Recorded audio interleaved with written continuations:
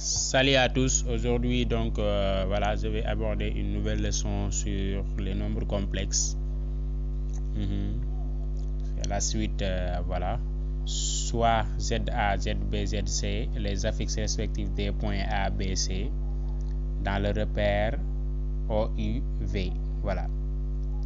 Maintenant, si ZA est différent de ZB et ZA est différent de ZC, alors argument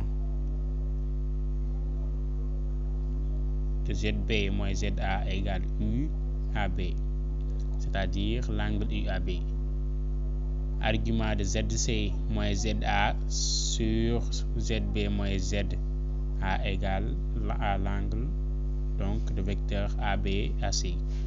S'appuie sur l'une donc de ces égalités pour interpréter graphiquement un argument d'un nombre complexe non nul. Donc l'une de ces égalités nous permet donc d'interpréter. Si Z égale A plus IB, c'est la forme algébrique avec Z différent de 0, alors on peut déterminer θ, donc c'est l'argument. Donc comment on détermine θ? Maintenant on va calculer ici cos de θ égale A sur module de Z. Le A là, c'est la partie réelle. Ici, sin de θ égale B sur module de Z, module donc du nombre complexe.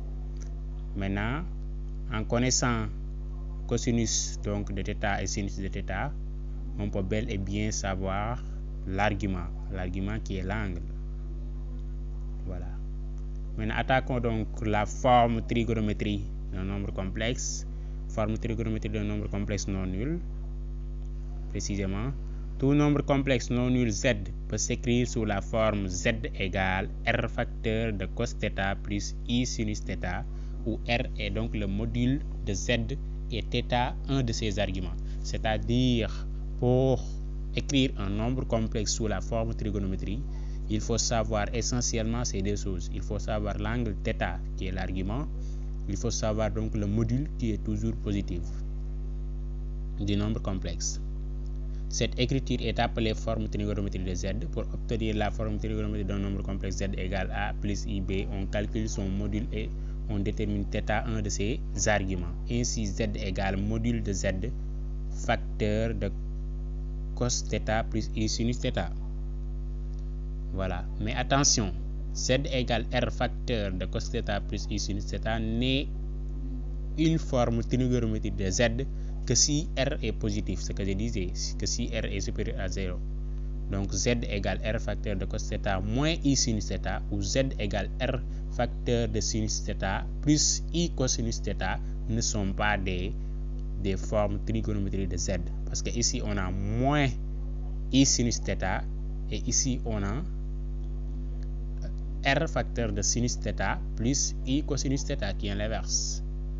Remarque, on peut aussi donc calculer la forme trigonométrique d'un nombre complexe non nul Z égale A plus IB en procédant comme suit.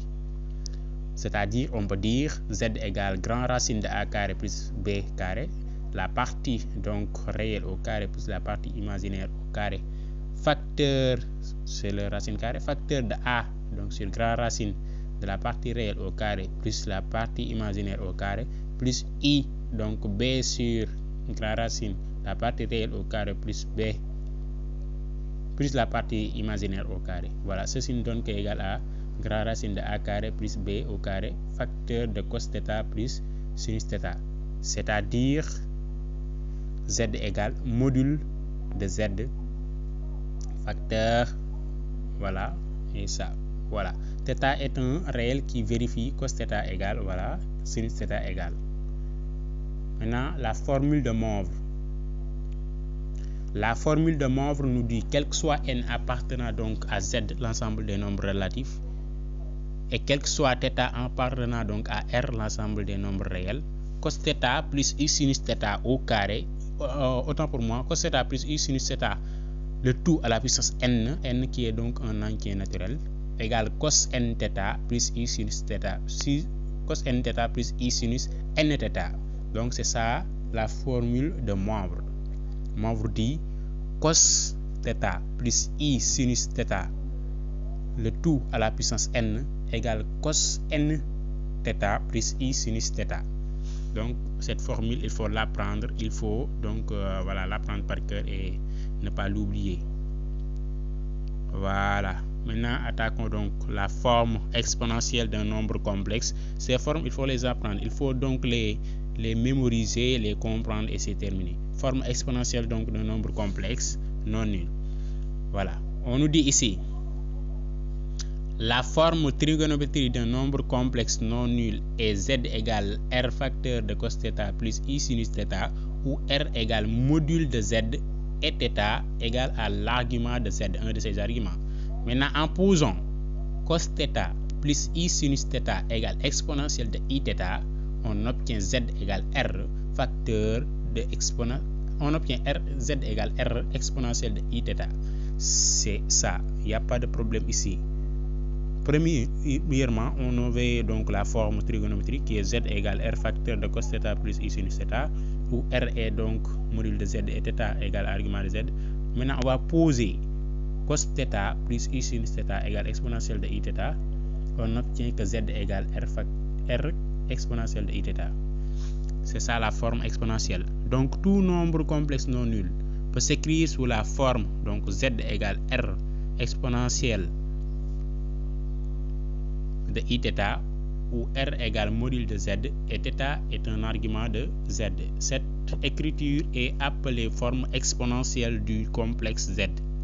Voilà, on a donc les propriétés qui nous dit que voilà, propriété exponentielle de Iθ multiplié par exponentielle de Iθ prime égale exponentielle de I facteur de θ plus θ prime, exponentielle de Iθ sur exponentielle de Iθ prime égale exponentielle de I facteur de θ moins θ prime, exponentielle de Iθ, le tout à la puissance n égale exponentielle de I n θ, quel que soit n appartenant à z.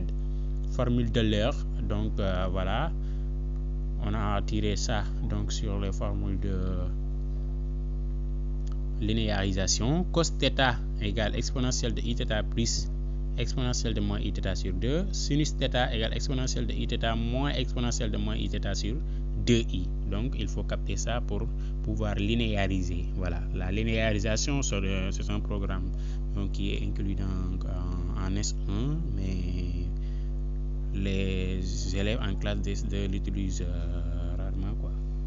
Voilà, merci et n'oubliez pas donc d'abonner et de liker la vidéo si elle vous plaît. Thank you.